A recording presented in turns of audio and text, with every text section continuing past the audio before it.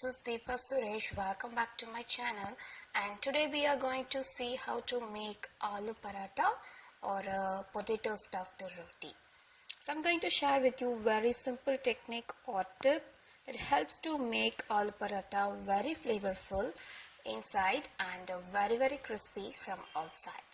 So let's move. To begin, into a bowl take 1.5 cup of whole wheat flour, salt to taste, 1/8 teaspoon of ajwain, 2 tablespoons of cooking oil.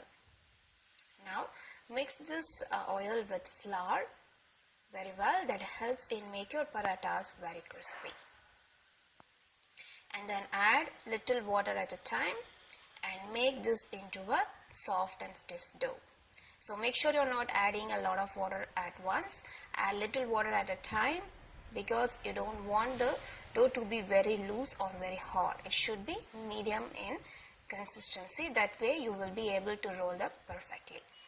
So once you make it into a dough, knead it for 5 minutes and then cover it with a damp cloth and allow it to rest for 30 minutes or for 1 hour. So after resting it for 30 minutes, you may roll them into a medium-sized balls like this and keep it ready. Next we will see what are the ingredients you will need to make a potato stuffing. So into a large bowl add 5 medium-sized potatoes which are pressure cooked for 4 whistles, peeled, and using a fine grater grate it well. It is very important that you need to grate the potatoes instead of mashing, because you don't want any chunky pieces of potato. If there is any, it will tear off while you're rolling. So take care of it. So then I am adding 1 big onion finely chopped, 1 green chilli finely chopped, 2 cloves of garlic finely grated, and just half an inch of ginger finely grated, and just 2 tablespoons of finely chopped coriander leaves. So if you notice, all the ingredients I am using are finely chopped or finely grated. So make sure you are doing in this way. And then I am adding half a teaspoon of chaat masala powder and half a teaspoon of roasted cumin powder, half a teaspoon of red chili powder, and 1 teaspoon of garam masala powder. So finally, add required amount of salt to taste. So I'm sorry for the effect in this video. I didn't notice that the camera is on soft focus. Anyways, mix all the ingredients. Then using a spatula, your hand will do a good job. So you need to make sure all the ingredients are well combined. So use your hand and mix it well. And you may check for the salt and spices. So if everything is okay, you need to roll it into a small balls. Not small balls, the balls, I mean the stuff should be little bit bigger than your dough size. And let me show you how big size it should be. So this is the size of the dough, and the size of the stuff should be little bit big than this. Okay, like this. So this way paratha will be very tasty. So now we need to roll it.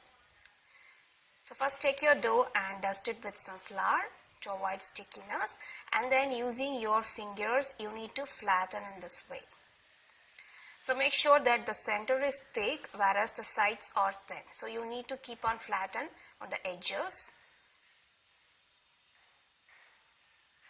So once you reach half roti size, you may place the stuff inside like this and then grab all the sides and towards center and join it.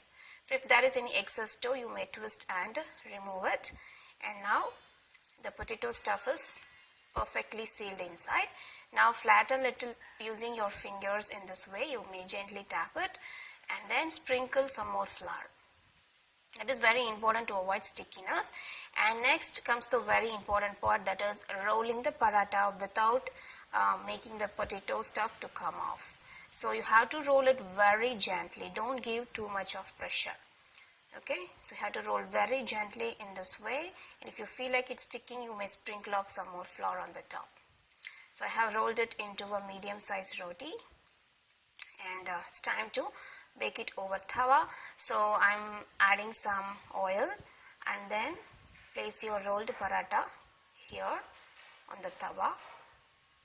So just wait for a few seconds until bottom become cold, and then you may flip it to next side, and just use your spatula, flat spatula, and gently press in this way. That helps in making the paratha very crispy, and also it cooks the stuff very well.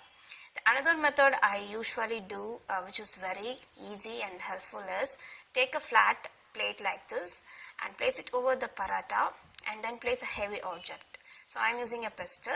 So keep your flame at medium. Okay, it should not be at high. So now cook for 20 to 30 seconds. It must be done. So the pressure from the pestle will helps in making the paratha very crispy, and it also cook the stuff very well. So it makes it more flavorful. So now I flipped it to next side. I'm placing the plate with pestle one more time to cook the other side with a crispy texture. So this is the most easiest and very wonderful way of making your parathas flavorful and crispy. Trust me, just try in this way, you will love it. So you can see how nice and golden spots it got, plus the texture is really amazing. It's very crispy. So the aloo parathas are ready, and this is perfect to serve for breakfast, lunch, dinner, or even as an evening snack. So I love to have this aloo paratha with butter. You may also have it with curd or with pickle, or just like that. It tastes really awesome. And try it out, and please share your feedback. I hope this video is really helpful for you guys. Don't forget to like this video and subscribe to my channel if you haven't. Thank you so much for tuning in. Stay tuned, and I will catch you guys soon with another great video. Bye bye.